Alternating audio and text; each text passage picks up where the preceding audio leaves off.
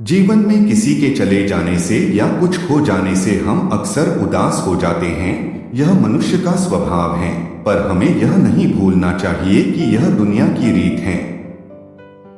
जब जिस समय हमारे पास जो है अनमोल है। एक ऐसी ही दिल को छू जाने वाली लव स्टोरी लेकर आहूं जिसे सुनकर आपका दिल और रूह को छू जाएगी। मेरा नाम आर्यन है और मुझे प्यार 18 साल के उम्र में ही हो गया था। शायद वो मेरा आखिरी प्यार भी था। यह कहानी तब की है जब मैं क्लास 12 में था। मुझे शुरुआत में प्यार के बारे में न कुछ पता था न नहीं हमें उसमें इंटरेस्ट था। मेरे सभी दोस्तों के पास गर्लफ्रेंड थी और उसमें से कुछ दोस्त मेरा मजाक भी उड़ाते थे, लेकिन मैं उनके बातों को इग्नोर कर दिया करता था क्योंकि मुझे ये सभी चीजें टाइम पास लगती थीं। वो कहते हैं न कि ऊपर वाले ने हर किसी के लिए किसी न किसी को बनाया है, शायद मेरे लिए भी उसने किसी को भेज रखा था। धीरे धीरे वक्त बीतता चला गया और मैं 12 पास कर दिल्ली आ गया अपने आगे की पढ़ाई के लिए।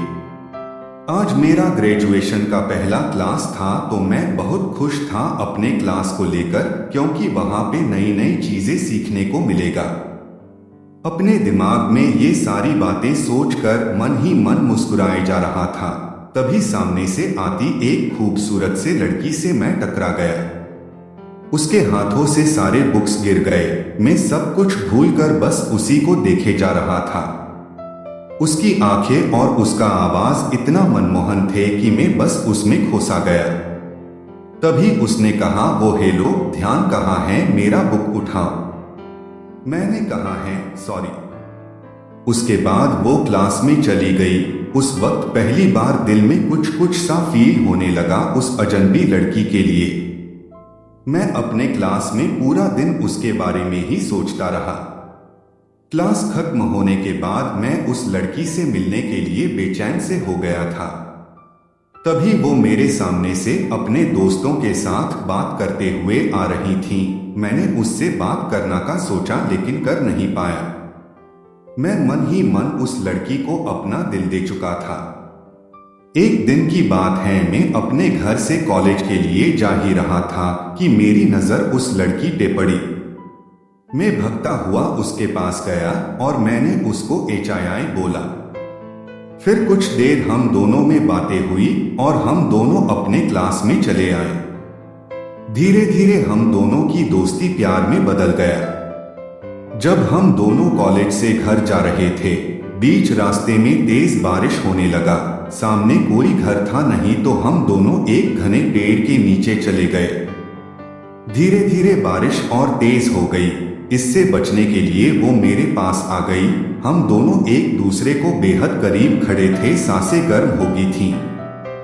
मैं उसको किश करने वाला ही था कि वो सहम गई और वो वहां से दूर चली गई।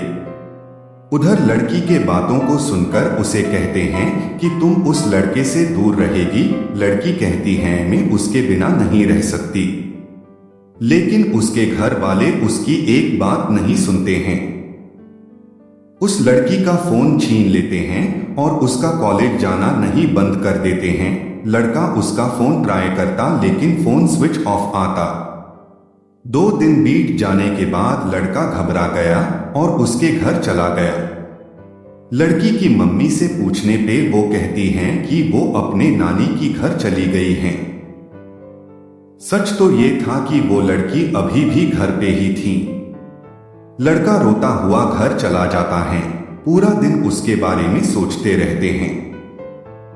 वक्त बीतने के बाद लड़की के घर वाले उसका शादी कर देते हैं।